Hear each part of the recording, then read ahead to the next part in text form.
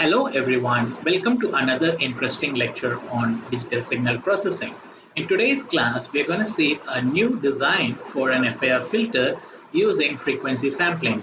In our previous classes, we have seen FIR designs using window technique and also your Fourier series.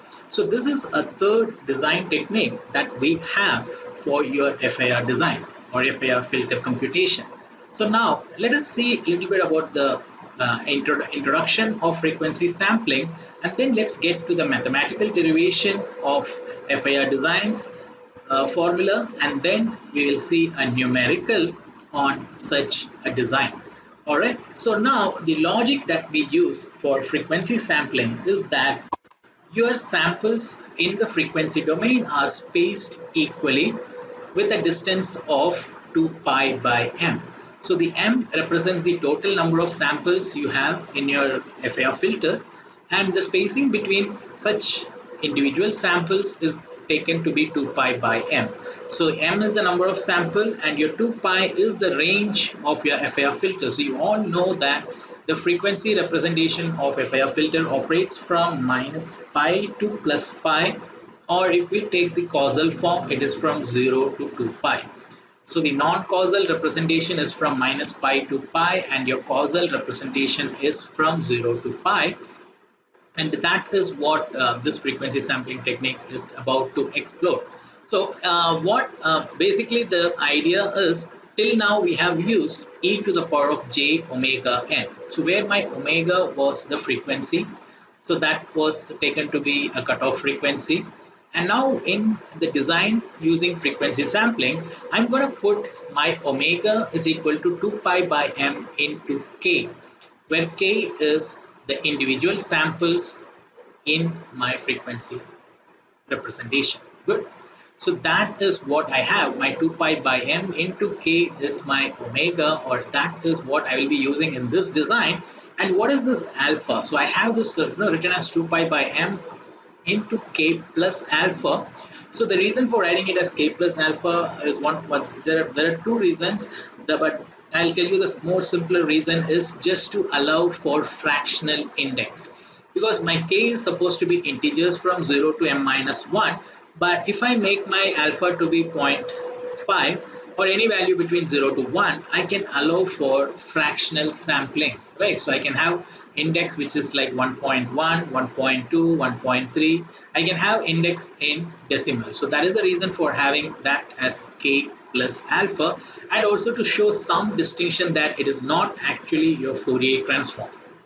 Because to show that difference also, because if I don't put that alpha, it looks exactly identical as your Fourier representation, which will be shown here. But I know introducing that alpha gives you slight difference. I can tell that this is not my Fourier transform, this is my frequency sampling. So this is my FIR using my frequency sampling. So my frequency sampling, what the logic we discussed till now is put omega equal to 2 pi by m into k. And for fractional index support, you use the alpha, that is you get k plus alpha, that is shown on the extreme right side, 2 pi by m into k plus alpha.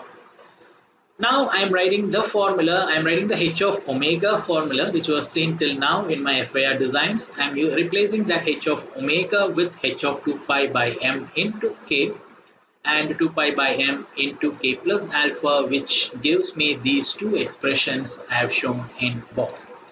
So the integer value of k gives an expression which is very identical to your Fourier transform. This is the formula that we have seen even for your discrete Fourier transform, right? X of k is equal to x of n e to the power of minus j 2 pi by m kn. But k plus alpha represents fractional index, and it is slightly differentiated. We can differentiate it from your discrete Fourier transform. All right. So now coming to h of n, so that inverse equation. So we have seen the equation for h of omega, which is the forward transform, and now we need to see what is the backward transform. So going backward, I'm going to have it as e to the power of positive, right, plus j 2 pi by m kn, and my h of n is equal to 1 by m sigma k equal to 0 to m minus 1. So that represents again your IDFT formula. But when I use my k plus alpha, right? So the fractional index in my inverse transform is now reflecting in the index n, because my index is h of n, so I'm going to get it as n plus alpha. I'm not using k plus alpha. I use k plus alpha for the forward transform, and for the inverse transform, or for getting my h of n, I use n plus alpha. So the top formula is the same as your inverse Fourier transform, and the bottom formula allows for fractional time indexing, because the fractional indexing is for the variable n, which is a time domain sampling variable. So that makes it a fractional time indexing. All right. So now, once that is settled, what is the next thing I have to take care in my frequency sampling is my 2 pi by m into k. Because you know from the formula for your Fourier transform, you have only x of k. So we don't take x of 2 pi by m into k. We just write it as x of k. So in order to take care of that substitution, so h of 2 pi by m into k must be converted into g of k, and that is the right way to do your FIR filter.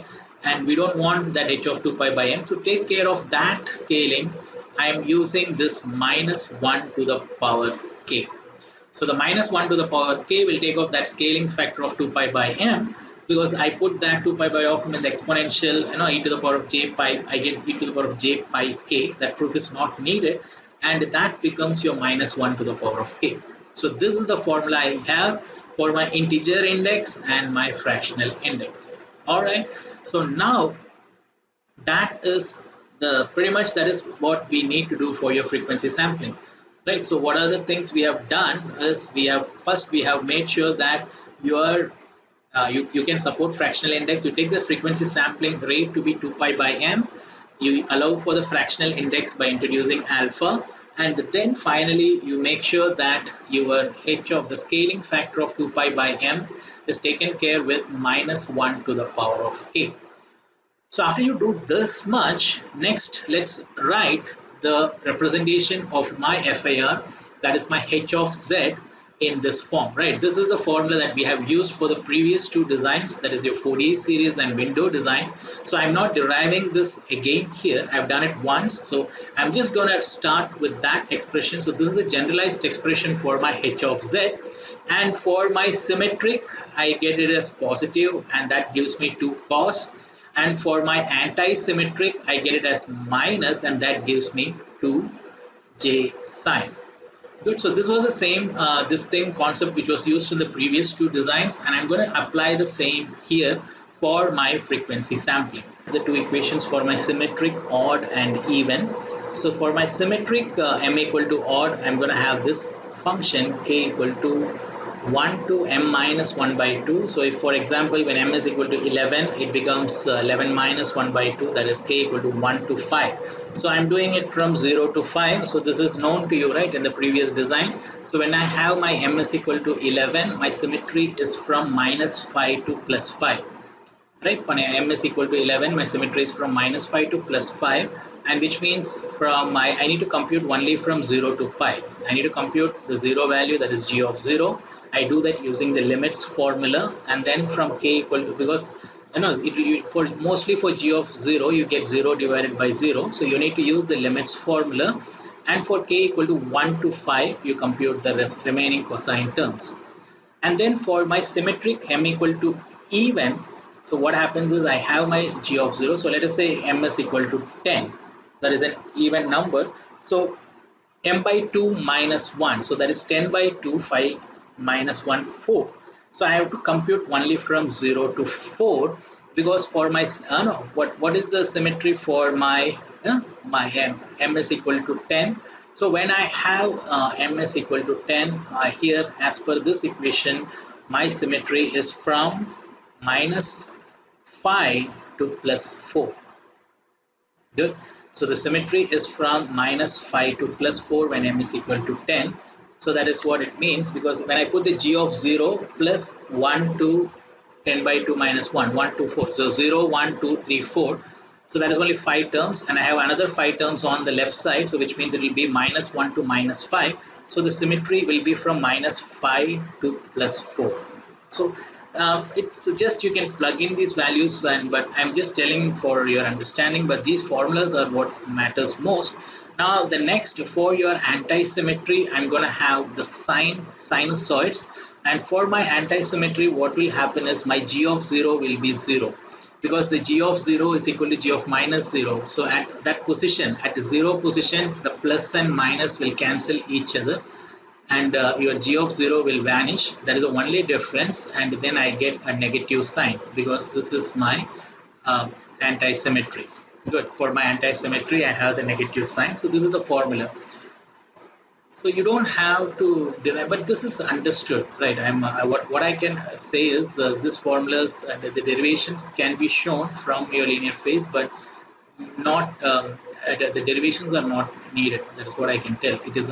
You can correlate with what happened in your FIR linear phase designs. So for your symmetry, you get the cost functions, and for your anti-symmetry, you get your sine functions. All right, and then g of 0 doesn't exist. So anti-symmetry, g of 0 is 0. So g of m minus 1 by 2 is 0. So you can see that that is the logic we are using, because at 0 position I will have plus 2 and minus 2 existing at the same position 0. So that will make that will cancel each other. So the net value will be 0.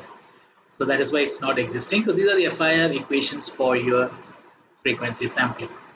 So there are 4 equations, but there's very slight variation between these equations. So if you know one equation, you can easily remember the rest of the 3 equations, and you can do the numerical. So now I'm going to solve one question, right? I'm going to solve a moderately, I would say at a medium level question on your FIR design using frequency sampling. So the question says, determine the coefficients of a linear phase FIR filter M is equal to 15 using FIR frequency sampling. So M is equal to 15. So let us first design what is the symmetry. So the symmetry M is equal to 15 means 15 is an odd number. So your symmetry is gonna, yes, tell me, it's gonna be from minus 7 to plus 7. Good. So your symmetry is gonna from your symmetrical FIR is existing from minus 7 to plus 7, and that is what? That is non-causal, and for causal representation it is from 0 to 14. Yes, correct. So minus 7 to plus 7 for non-causal and 0 to 14 for causal. So your step 1 is going to be applying this, finding this g of k with this formula, because your h of 2 pi k by 15 is given to you, and it is given from k equal to 0 to 7, because that is one half of the FIR and the other half is the same. So my k equal to 0 is the same, k equal to 1 plus 1 minus 1, k equal to plus 2 minus 2 plus 3 minus 3 up to plus 7 minus 7, because the symmetry is from minus 7 to plus 7. So I computed my g of k, and then I write my h of n. So the h of n formula is this. Good. So I can easily put the coefficients. My m is equal to what? 15. M minus 1 by 2 is 7. And alpha I will always take, unless it is given in the question, you can assume alpha to be 0.5 or 1 by 2. So I am putting those. So what I am doing is I am substituting for k equal to 1 to m minus 1 by 2, that is 7. So I'm going to do from k equal to 1 to 7, but I don't have to do it because I think my 4 to 7 values are 0. So my 4, I'm writing it. I think I have only 4. Yes, I have values till 4.